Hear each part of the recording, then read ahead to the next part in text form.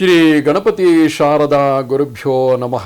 ಯತ್ರ ಯೋಗೇಶ್ವರ ಕೃಷ್ಣೋ ಯತ್ರ ಪಾರ್ಥೋ ಧನುರ್ಧರಃ ತತ್ರ ಶ್ರೀ ವಿಜಯ ಭೂತಿರ್ಧ್ರುವಾನಿ ತಿರ್ಮಮ. ಶ್ರೋತೃಗಳಿಗೆ ಶ್ರೀ ಅಳಸಿಂಗರಾಚಾರ್ಯ ವಿರಚಿತ ಶ್ರೀ ವ್ಯಾಸ ಮಹರ್ಷಿ ಪ್ರಣೀತ ಶ್ರೀಮನ್ ಮಹಾಭಾರತದ ಅನುಶಾಸನಿಕ ಪರ್ವದಲ್ಲಿ ಸ್ತ್ರೀಯರ ಸ್ವಭಾವವನ್ನು ನಿದರ್ಶಿಸತಕ್ಕ ಅಷ್ಟಾವಕ್ರನ ಉಪಾಖ್ಯಾನವು. ಅಷ್ಟಾವಕ್ರನು ವದಾನ್ಯನೆಂಬ ಮುನಿಯಲ್ಲಿ ಕನ್ಯೆಯನ್ನು ಯಾಚಿಸಿದುದು. ಆ ವದಾನ್ಯನ ಆಜ್ಞೆಯ ಮೇಲೆ ಅವನು ಉತ್ತರ ದಿಕ್ಕಿಗೆ ಹೋದುದು. ಅಲ್ಲಿ ಆ ದಿಗ್ದೇವತೆಯು ವೃದ್ಧ ಸ್ತ್ರೀರೂಪದಿಂದ ಬಂದು ಅಷ್ಟಾವಕ್ರನನ್ನು ಮಾತನಾಡಿಸಿದುದು ಎಂಬ 50ನೇ ಅಧ್ಯಾಯಕ್ಕೆ ಸ್ವಾಗತ. ಯುಧಿಷ್ಠಿರನು ತಿರುಗಿ ಭೀಷ್ಮನನ್ನು ಕುರಿತು, ಓ ಪಿತಾಮಹ, ವಿವಾಹ ಕಾಲದಲ್ಲಿ ಕನ್ಯೆಯನ್ನು ಪುರುಷನಿಗೆ ಸಹಧರ್ಮಿಣಿ ಎಂದು ನಿರ್ಣಯಿಸಿಕೊಡುವರಲ್ಲವೇ? ಈ ಮಾತು ಹೇಗೆ ಸಂಗತವಾಗುವುದು? ವಿವಾಹವೆಂಬುದು ವೇದೋಕ್ತ ಯಾಗಾದಿ ಕರ್ಮಗಳಿಗೆ ಕಾರಣವಾದ ಧರ್ಮವೇ? ಬರೀ ಸಂತತಿಗಾಗಿಯೇ ನಡೆಸತಕ್ಕ ಧರ್ಮವೇ? ಅಥವಾ ಬರೀ ಕಾಮಸುಖ ಪ್ರಧಾನವಾದ ಕಾರ್ಯವೇ? ಇದರಲ್ಲಿ ಹೆಂಗಸಿಗೆ ಸಹಧರ್ಮತ್ವ ಎಲ್ಲಿರುವುದು? ಹಾಗೆ ಹೇಳಲು ಕಾರಣವೇನು? ಇದರಲ್ಲಿ ನನಗೆ ಬಹಳ ಸಂದೇಹವುಂಟು. ಇದು ವಿರುದ್ಧವೆಂದೇ ನನಗೆ ತೋರುವುದು. ಈ ಲೋಕದಲ್ಲಿ ಸ್ತ್ರೀ ಪುರುಷರಿಗೆ ವಿಹಿತವಾದ ಧರ್ಮಕ್ಕೆ ಫಲವು ಎಲ್ಲಿ ವಿಧಿಸಲ್ಪಟ್ಟಿರುವುದು? ಸತ್ತ ದಂಪತಿಗಳಿಗೆ ಸಹಧರ್ಮದ ಪರ್ಯವಸಾನವು ಸ್ವರ್ಗದಲ್ಲಿ ತಾನೇ ಆಗಬೇಕು. ಸ್ತ್ರೀ ಪುರುಷರಲ್ಲಿ ಮೊದಲು ಒಬ್ಬನು ಸಾಯುವನು. ಅವನು ಸತ್ತ ಮೇಲೆ ಅವನು ಎಲ್ಲಿ ಕಾದಿರಬೇಕು? ಇದಲ್ಲದೆ ಮನುಷ್ಯರಲ್ಲಿ ಹಲವು ವಿಧವಾಗಿ ಕರ್ಮಗಳನ್ನು ನಡೆಸಿ ಆ ಕರ್ಮ ಫಲಗಳಿಗೆ ತಕ್ಕಂತೆ ಬೇರೆ ಬೇರೆ ಜನ್ಮವನ್ನು ಎತ್ತುವರು, ಬೇರೆ ಬೇರೆ ಕರ್ಮಗಳನ್ನೇ ವರ್ತಿಸುವರು. ಆ ಕರ್ಮಗಳಿಗೆ ತಕ್ಕಂತೆ ಬೇರೆ ಬೇರೆ ಗತಿಗಳಿಗೆ ಹೋಗುವರು. ಕೆಲವರು ನರಕಗಳಲ್ಲಿ ಬೀಳುವರು. ಇದಲ್ಲದೆ ಧರ್ಮಸೂತ್ರವನ್ನು ಮಾಡಿದವರು ಸ್ತ್ರೀಯರು ಅನೃತವುಳ್ಳವರು ಎಂದು ಹೇಳುವರು. ಆ ಸ್ತ್ರೀಯರು ಹಾಗಿದ್ದ ಮೇಲೆ ಅವರಿಗೆ ಸಹಧರ್ಮತ್ವವೆಲ್ಲಿ? ವೇದಗಳು ಕೂಡ ಸ್ತ್ರೀಯರು ಅನೃತರೆಂದೇ ರೂಪಿಸುವವು. ಪೂರ್ವಕಾಲದಿಂದ ಬಂದ ದಾಂಪತ್ಯ ಧರ್ಮವು ಕೂಡ ಒಬ್ಬರಿಗೊಬ್ಬರಿಗೆ ಸಹಾಯ ಮಾಡತಕ್ಕ ಪದ್ಧತಿಯಲ್ಲಿ ಮಾತ್ರವೇ ಇರುವುದು. ಇದನ್ನೆಲ್ಲ ನೋಡುವಾಗ ಗಂಡ ಹೆಂಡರಿಗೆ ಸಹಧರ್ಮತ್ವವೆಂಬುದು ಎಷ್ಟು ಯೋಚಿಸಿದರೂ ನನಗೆ ತಿಳಿಯಲು ಅಶಕ್ಯವಾಗಿರುವುದು. ಇದರ ನಿಜಾಂಶವೇನು? ಈ ನಿಯಮವು ಹೇಗೆ ಉಂಟಾಯಿತು? ಇದನ್ನೆಲ್ಲ ನನಗೆ ಸಾಕಲ್ಯವಾಗಿ ತಿಳಿಸಬೇಕು ಎಂದನು. ಅದಕ್ಕೆ ಆ ಭೀಷ್ಮನು ಈ ವಿಷಯದಲ್ಲಿಯೂ ಪುರಾತನವಾದ ಇತಿಹಾಸವೊಂದನ್ನು ಉದಾಹರಿಸುವರು. ಅಷ್ಟಾವಕ್ರನಿಗೆ ದಿಗ್ದೇವತೆಯೊಡನೆ ನಡೆದ ಸಂವಾದ ರೂಪವಾದ ಈ ಇತಿಹಾಸವನ್ನು ತಿಳಿಸುವೆನು ಕೇಳು. ಹಿಂದೆ ಅಷ್ಟಾವಕ್ರನೆಂಬ ಮಹಾತಪಸ್ವಿಯಾದ ಮುನಿಯೊಬ್ಬನಿದ್ದನು. ವಿವಾಹವಾಗಬೇಕೆಂಬ ಆಸೆಯಿಂದ ವದಾನ್ಯನೆಂಬ ಋಷಿಯ ಕನ್ಯೆಗೆ ಆಸೆ ಪಟ್ಟನು. ಅವಳಿಗೆ ಸುಪ್ರಭೆ ಎಂದು ಹೆಸರು. ಅವಳು ರೂಪದಲ್ಲಿ ಎಣೆಯಿಲ್ಲದವಳು. ಅವಳು ಗುಣಶೀಲ ಚರಿತ್ರೆಗಳಲ್ಲಿ ಮೇಲಾದವಳು. ವಸಂತ ಕಾಲದಲ್ಲಿ ಪುಷ್ಪಿತವಾದ ವನದಂತೆ ತನ್ನ ರೂಪದಿಂದ ಆ ಅಷ್ಟಾವಕ್ರನ ಮನಸ್ಸನ್ನು ಆಕರ್ಷಿಸಿದಳು. ಅಷ್ಟಾವಕ್ರನು ಆ ಕನ್ಯೆಯ ತಂದೆಯಾದ ವದಾನ್ಯನ ಬಳಿಗೆ ಹೋಗಿ ತನಗೆ ಅವಳನ್ನು ಕೊಡಬೇಕೆಂದು ಕೇಳುತ್ತಾನೆ. ಆಗ ಆ ವದಾನ್ಯನು, ಓ ಮಹರ್ಷಿ, ಕನ್ಯೆಯನ್ನು ಕೊಡಬೇಕಾದರೆ ವರನಲ್ಲಿ ಅನೇಕ ಗುಣಗಳನ್ನು ನೋಡಬೇಕು. ಆ ವರನು ಮೊದಲು ವಿವಾಹವಿಲ್ಲದವನಾಗಿರಬೇಕು. ಪ್ರಾಜ್ಞನು, ಊರನ್ನು ಬಿಟ್ಟು ಕದಲದವನು, ಪ್ರಿಯ ಮಧುರವಾಗಿ ಮಾತಾಡತಕ್ಕವನು, ರೂಪವಂತನು, ವೀರನು, ವಿನೀತನು, ಸುಖಾನುಭವಕ್ಕೆ ಶಕ್ತಿಯುಳ್ಳವನು, ಶುದ್ಧನೂ ಆಗಿರಬೇಕು. ಹೆಣ್ಣು ಅವನನ್ನು ಒಪ್ಪಬೇಕು. ಅಂಥವನಿಗೆ ಕನ್ಯೆಯೊಡನೆ ನಕ್ಷತ್ರಾನುಕೂಲವಿರಬೇಕು. ಅವನು ತನ್ನ ಪತ್ನಿಗೆ ಇಷ್ಟವಾದ ಕಾರ್ಯಗಳನ್ನು ನಡೆಸತಕ್ಕವನಾಗಿರಬೇಕು. ಅಂಥವನಿಗೆ ಆ ಹೆಣ್ಣನ್ನು ಕೊಟ್ಟು ಮದುವೆ ಮಾಡಿದರೆ ಆ ದಂಪತಿಗಳು ಭೃತ್ಯ ಬಂಧು ಪರಿವಾರದೊಡನೆ ಇಹದಲ್ಲಿಯೂ ಪರದಲ್ಲಿಯೂ ಸುಖ ಸಂತೋಷದಿಂದ ಇರುವರು.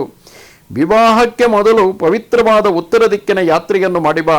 ಅಲ್ಲಿ ನೋಡಿದರೆ ನಿನಗೆ ಕೆಲವು ವಿಷಯಗಳು ತಿಳಿಯುವವು ಎಂದನು. ಅದಕ್ಕೆ ಆ ಅಷ್ಟಾವಕ್ರನು, ಓ ಮುನೀಂದ್ರ, ನೀನು ಹೇಳಿದಂತೆ ನಡೆಸಬೇಕಾದುದು ನನ್ನ ಕರ್ತವ್ಯವೇ. ಅಲ್ಲಿ ನಾನು ನೋಡಬೇಕಾದುದು ಏನು ಎಂಬುದನ್ನು ತಿಳಿಸು ಎನ್ನಲು ವದಾನ್ಯನು, ಓ ಋಷಿಕುಮಾರ, ನೀನು ಮೊದಲು ಆ ದಿಕ್ಕಿನಲ್ಲಿ ಕುಬೇರನ ಸ್ಥಾನವನ್ನೂ ದಾಟಿ ಅದಕ್ಕೆ ಮುಂದೆ ಹಿಮಾಲಯ ಪರ್ವತಕ್ಕೆ ಹೋಗಬೇಕು. ಅಲ್ಲಿ ಸಿದ್ಧಚಾರಣರಿಂದ ಸೇವಿತವಾದ ರುದ್ರನ ಸ್ಥಾನವುಂಟು. ಆ ರುದ್ರನನ್ನು ಸುತ್ತಿ ವಿಧ ವಿಧವಾದ ಮುಖವುಳ್ಳ ಪಾರ್ಶ್ವದ ಗಣಗಳು, ಪೈಶಾಚ ಗಣಗಳು ವಿಚಿತ್ರ ಗಂಧಾನಲೇಪನಗಳಿಂದ ಅಲಂಕರಿಸಿಕೊಂಡು ಸಂತೋಷದಿಂದ ನರ್ತಿಸುತ್ತಿರುವವು. ಅವುಗಳಲ್ಲಿ ಕೆಲವು ಅಂದವಾದ ಕೈತಾಳಗಳನ್ನು, ಕಂಚಿನ ತಾಳಗಳನ್ನು ಹಿಡಿದು ಲಯಬದ್ಧವಾಗಿ ಹೊಡೆಯುತ್ತಾ ತಮ್ಮ ನರ್ತನಗಳಿಂದ ರುದ್ರನನ್ನು ಸಂತೋಷಗೊಳಿಸುತ್ತಿರುವವು. ರುದ್ರನಿಗೆ ಅದು ಬಹಳ ಪ್ರಿಯವಾದ ಸ್ಥಾನವೆಂದು, ದೇವಲೋಕವೆಂದು ನಾವು ಕೇಳಿರುವೆವು.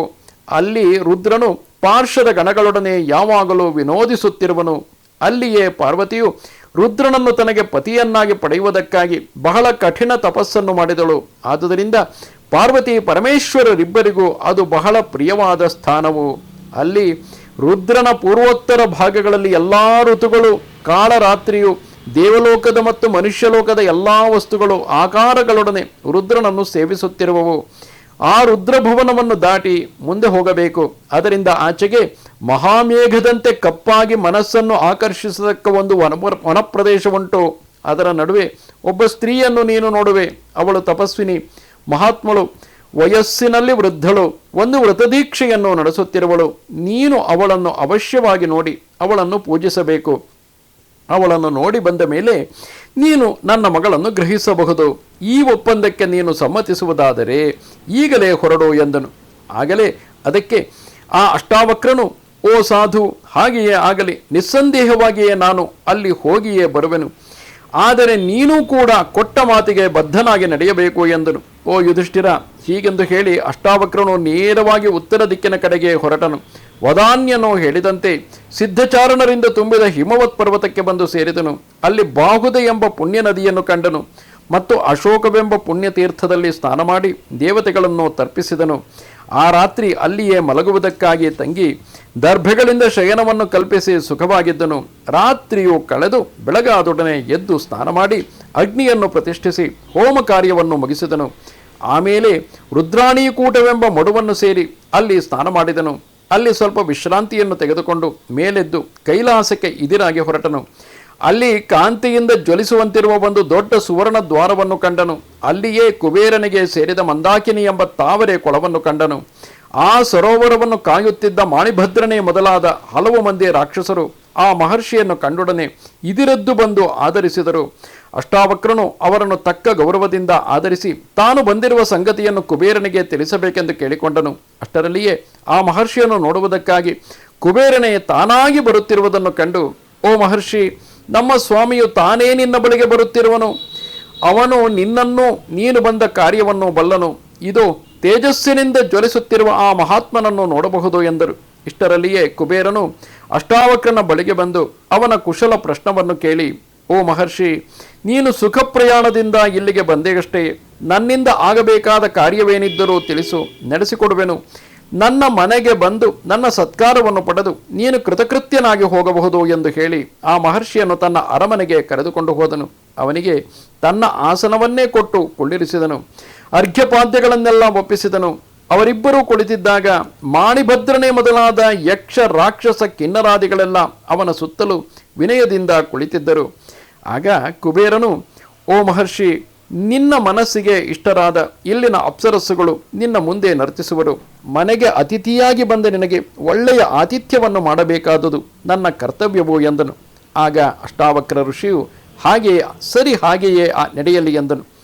ಆಗ ಉರ್ವರೆ, ಮಿತ್ರಕೇಶಿ, ರಂಭೆ, ಊರ್ವಶಿ, ಅಲಂಬುಸೆ, ಘೃತಾಚಿ, ಚಿತ್ರೆ, ಚಿತ್ರಾಂಗದೆ, ರುಚಿ, ಮನೋಹರೆ, ಸುಕೇಶಿ, ಸುಖಿ, ಹಾಸಿನಿ, ಪ್ರಭೆ, ವಿದ್ಯುತೆ, ಪ್ರಶಮೆ, ದಾಂತೆ, ವಿದ್ಯೋತೆ, ರತಿ ಇವರೇ ಮೊದಲಾದ ಇನ್ನೂ ಹಲವು ಮಂದಿ ಅಪ್ಸರ ಸ್ತ್ರೀಯರು ನರ್ತನಕ್ಕೆ ತೊಡಗಿದರು. ಗಂಧರ್ವರು ವಾದ್ಯಗಳನ್ನು ನುಡಿಸಿದರು. ಆ ಗಾನ ನರ್ತನಗಳನ್ನು ಅನುಭವಿಸುವ ಸಂದರ್ಭದಲ್ಲಿ ಆ ಋಷಿಗೆ ಅಲ್ಲಿಯೇ ಒಂದು ಸಂವತ್ಸರವು ಕಳೆದು ಹೋಯಿತು. ಆಗ ಕುಬೇರನು ಅಷ್ಟಾವಕ್ರನನ್ನು ನೋಡಿ, ಮುನೀಂದ್ರ, ನೀನು ಇಲ್ಲಿಗೆ ಬಂದು ಪೂರ್ಣವಾಗಿ 1 ವರ್ಷವು ಕಳೆದು ಹೋಯಿತು. ಈ ಸ್ಥಳವು ಎಂಥವರಿಗೂ ಮನಸ್ಸನ್ನು ಆಕರ್ಷಿಸುವುದು. ಈ ಸ್ಥಳಕ್ಕೆ ಗಾಂಧರ್ವವೆಂದು ಹೆಸರು. ಆದರೆ ನಿನ್ನ ಇಷ್ಟು ಇರುವವರೆಗೂ ಇಲ್ಲಿ ನೀನು ತಂಗಿರಬಹುದು. ಮುಖ್ಯವಾಗಿ ಅತಿಥಿಯಾದ ನೀನು ನಮಗೆ ಪೂಜ್ಯನು.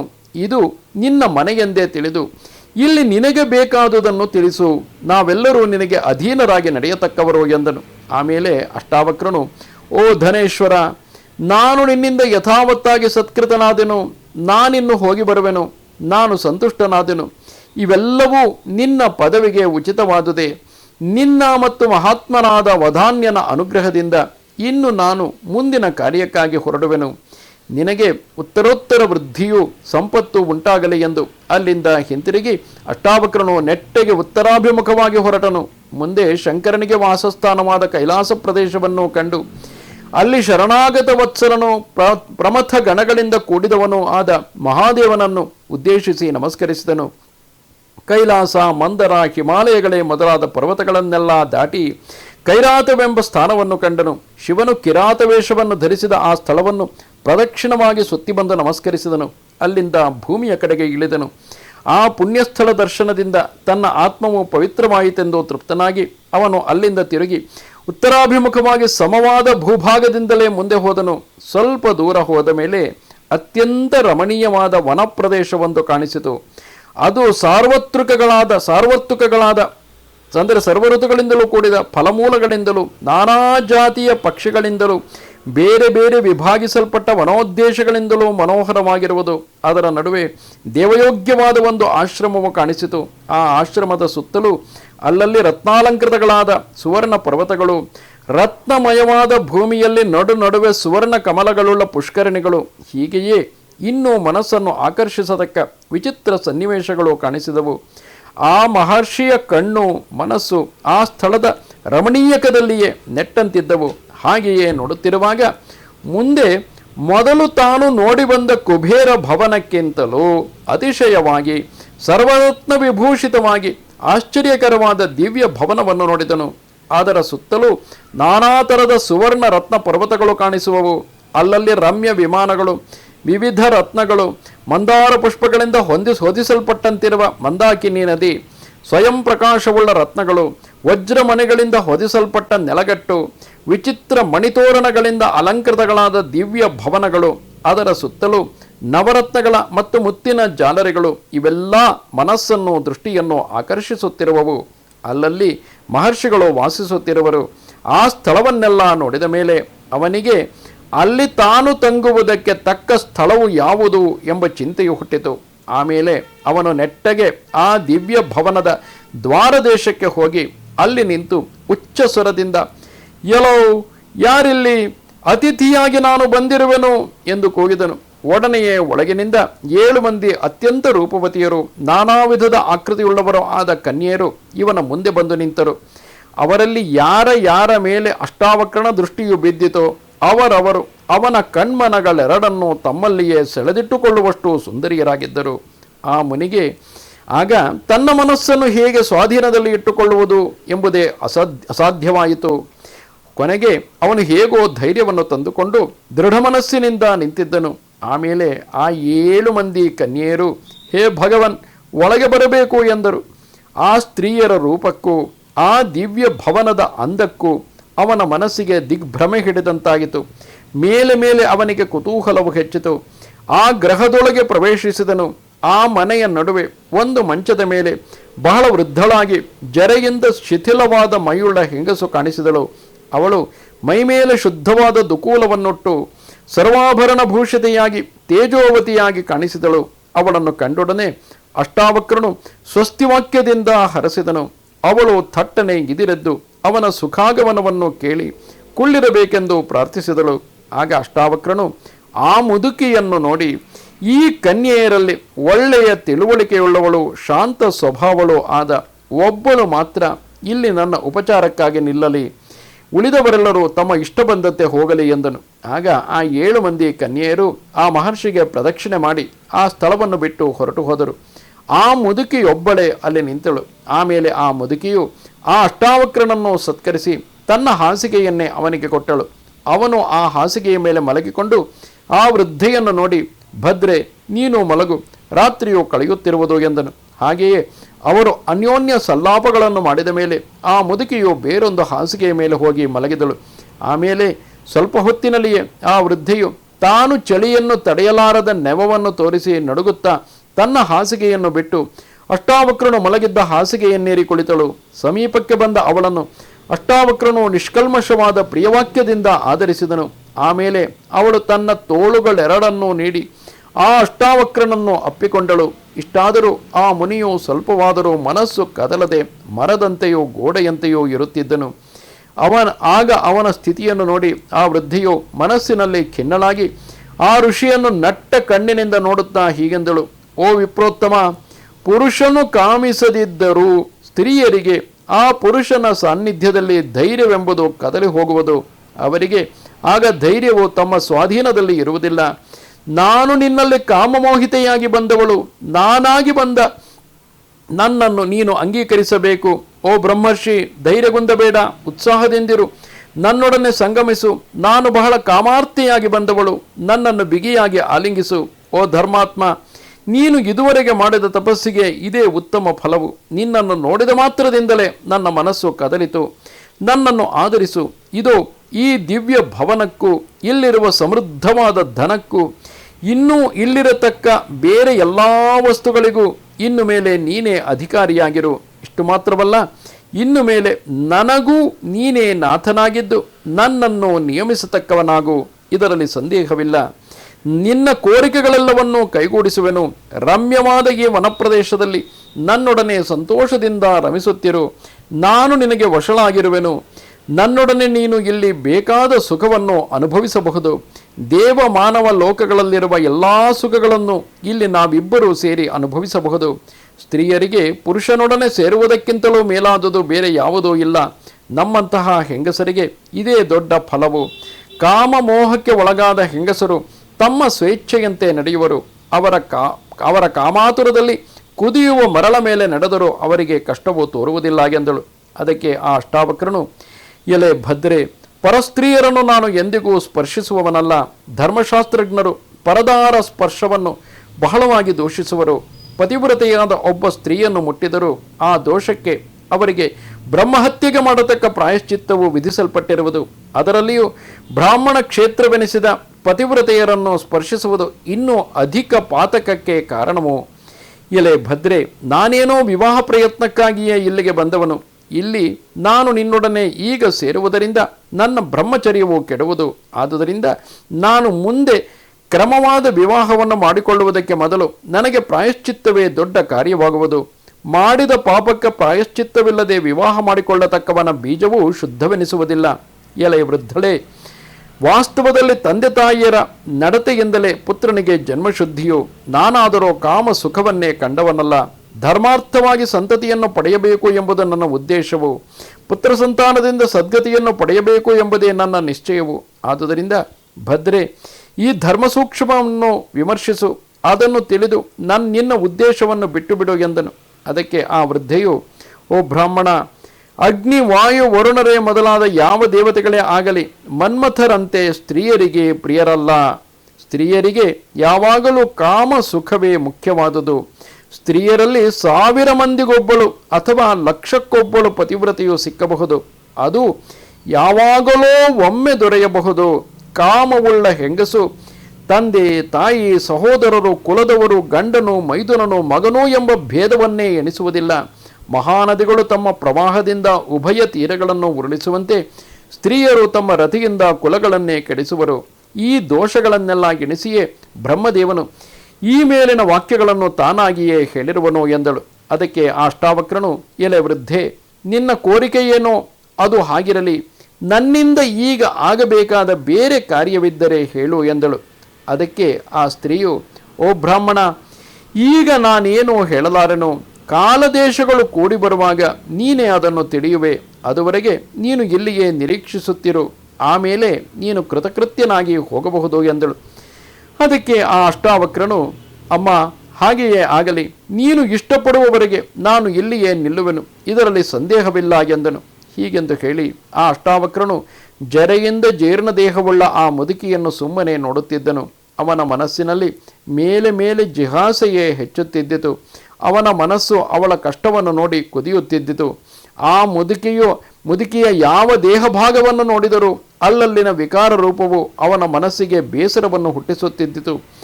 ಕೊನೆಗೆ ಅವಳ ನೋಟವೇ ಅವನಿಗೆ ರುಚಿಸದೇ ಹೋಯಿತು. ಆಗ ಅವನು ತನ್ನಲ್ಲಿ ತಾನು, ಇಲ್ಲಿನ ಗ್ರಹದೇವತೆಯೇ ಏನಾದರೂ ಶಾಪದಿಂದ ಇಂತಹ ವಿಕಾರ ರೂಪವನ್ನು ಹೊಂದಿರುವಳೋ, ಅಥವಾ ಇದರ ಕಾರಣವನ್ನು ಈಗಲೇ ಥಟ್ಟನೆ ಕೇಳುವುದು ನನಗೆ ಯೋಗ್ಯವಲ್ಲ. ಏನು ಮಾಡಲಿ ಎಂದು ಚಿಂತಾಕುಲನಾಗಿದ್ದನು. ಅದನ್ನು ತಿಳಿಯಬೇಕೆಂಬ ಆತುರವು ಮಾತ್ರ ಅವನಿಗೆ ಹೆಚ್ಚುತ್ತಿದ್ದಿತು. ಆ ಚಿಂತೆಯಿಂದಲೇ ಅವನಿಗೆ ಆ ರಾತ್ರಿಯು ಕಳೆಯುತ್ತಾ ಬಂದಿತು. ಬೆಳಗಾಗುತ್ತಾ ಬಂದುದನ್ನು ನೋಡಿ ಆ ವೃದ್ಧ ಸ್ತ್ರೀಯು, ಮುನೀಂದ್ರ, ಸಂಧ್ಯಾರಾಗದಿಂದ ಕೂಡಿದ ಸೂರ್ಯನನ್ನು ನೋಡು, ಬೆಳಗಾಗುತ್ತಿದೆ. ಈಗ ನಿನಗೆ ಬೇಕಾದುದೇನು ತಿಳಿಸು ಎನ್ನಲು ಆ ಬ್ರಾಹ್ಮಣನು, ಎಲೆ ವೃದ್ಧೆ, ನಾನು ಸಂಧ್ಯೋಪಾಸನೆಯನ್ನು ಮಾಡಬೇಕು. ನನ್ನ ಸ್ನಾನಕ್ಕಾಗಿ ನೀರನ್ನು ತರಿಸು ಎಂದನು. ಇದು ಶ್ರೀಮನ್ ಮಹಾಭಾರತದ ಅನುಶಾಸನಿಕ ಪರ್ವದಲ್ಲಿ 50ನೆಯ ಅಧ್ಯಾಯವು. ನಮಸ್ತೆ ಶಾರದೆ ದೇವಿ, ಕಾಶ್ಮೀರ ಪುರವಾಸಿನಿ, ತ್ವಾಮಹಂ ಪ್ರಾರ್ಥಯೇ ನಿತ್ಯಂ. ವಿದ್ಯಾದಾನಂಚ ದೇಹಿಮೆ. ನಮಸ್ಕಾರ.